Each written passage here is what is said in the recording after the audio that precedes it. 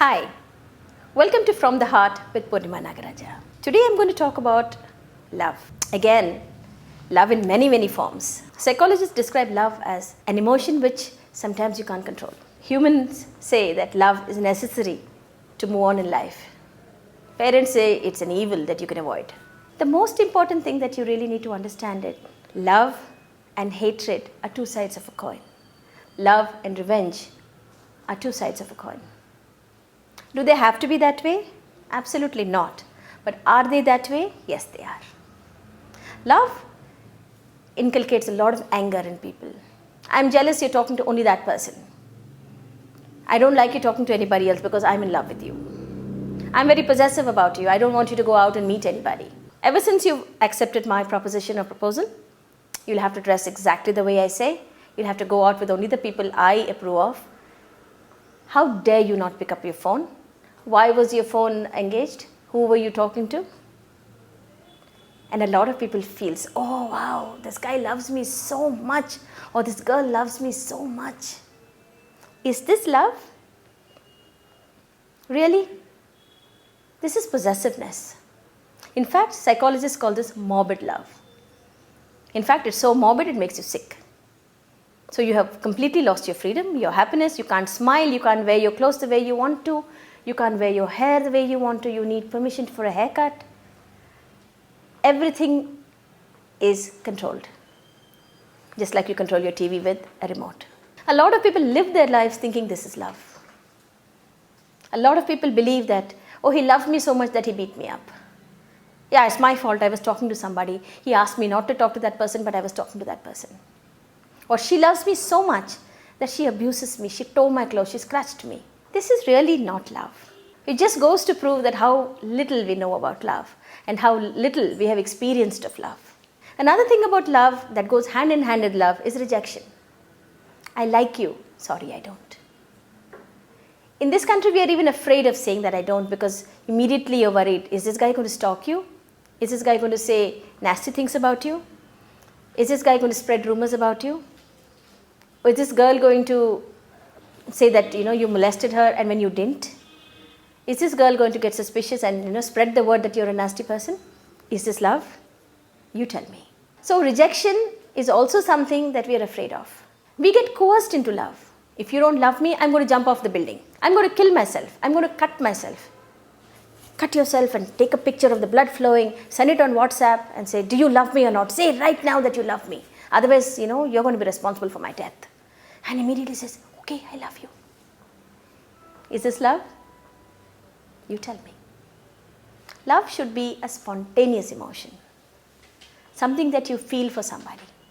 Something that is boundless, limitless. You can't fence love because it's an emotion that flies free. If it's allowed to, of course. And rejection goes hand in hand with it. You might love somebody unconditionally. You might be thinking that this person is your life. But if that person doesn't like you the same way, we must learn to accept it. We must.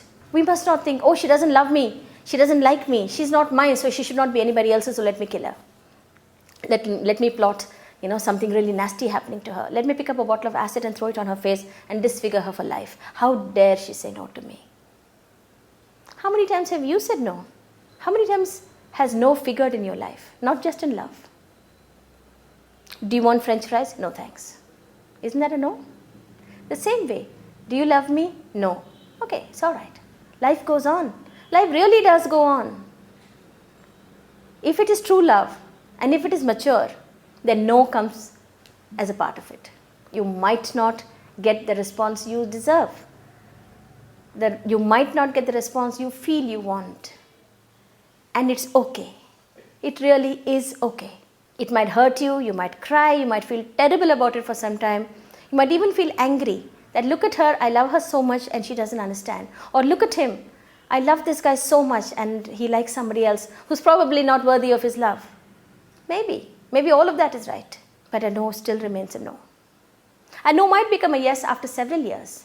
In fact, a lot of people start off by hating each other or not liking each other and just being good friends, and that progresses into love. And a lot of people start with this great feeling called love, get possessive with each other, suspicious of each other, fight, get verbally abusive, physically abusive, and then say, no, we need to move on because this is not love. Why must we learn the hard way? Why can't we think it out? Another thing is pride of ownership. Pride of ownership means everything to everybody. You wear the best clothes, you drive the car which you think is the best. We always look for the best. We strive for excellence. But when it comes to a partner, we make a million compromises and we are miserable for the rest of our lives. Why be miserable? Even if it is, say, the Indian style of arranged marriages. Pick somebody who you feel you have a vibe with. Talk to that person. Don't decide in 5 minutes. Times are changing. And I think parents also understand that. A lot of parents I know, Indian parents, Orthodox Indian parents, are allowing their children to say, look, if you really like somebody, let us know. And if it is indeed somebody who we feel is okay for this family and who's going to give you a good life, we are okay with it. There are a lot of people, even in an arranged marriage setup, that talk to each other for about 10 or 15 times, go out once if you're in the same city, and then decide. It's because we want a relationship to last. Love is to last. And it's not something that just pops out of a jack in a box or you can drink in a bottle. It's something you need to work on. Why do I like this person? I like this person because A, B, C, D, E. What are things that come in the way of my love? A, B, C, D, E. Now, are these things I can communicate to this person and say, look, these things bother me. Same way, listen with an open heart when somebody else tells me that these are the things about you that I don't like. Don't get defensive about it. Say, okay, if this is not what you like, let's discuss this. These things about me are unchangeable because it's so much a part of me. I can change a little bit, I can adjust a little bit, but not the whole of me. If a person demands the whole of you to change, then it's not love. You don't want to be somebody's slave, right? So love is not slavery. Love is not possessiveness. Love is not suspicion. Love is not retribution. Love is just love. It's a single, straightforward emotion that most of us misinterpret because we don't know what it's all about. Loving yourself is as important as loving somebody else. And when you love that somebody also, it has to be unconditional, mature love. Unconditional because that is how it should be.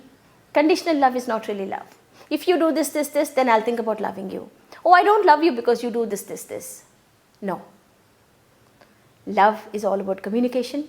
And love is about telling the other person that I like you nevertheless. You have these faults nevertheless. And also listening to that same from somebody else. When you're in love, adjustments comes automatically. If somebody doesn't like red, say, you will consciously avoid wearing red even though red is your favorite color. But if somebody tells you, don't you dare wear red because it's not my favorite color, then you really need to do some serious thinking. Is this person in love with you or is this person, just looking for a slave? Most of us are slaves to this emotion called love. Don't be. Break the shackles today. Tell yourself that just because somebody doesn't like me, it doesn't mean I have to maim them, hurt them, put up some dirty pictures on the internet, hurt them in ways that they can't recover, decide to burn them, throw acid on them, or even maim them in such a way that it becomes hard to live. Rape is not punishment for rejection. An acid attack is not punishment for rejection. Rejection just means you need to move on. You need to find somebody who understands you better and likes you for what you are. But if you think that violence pays, it doesn't. You might get away with the crime, but how far can you run from life?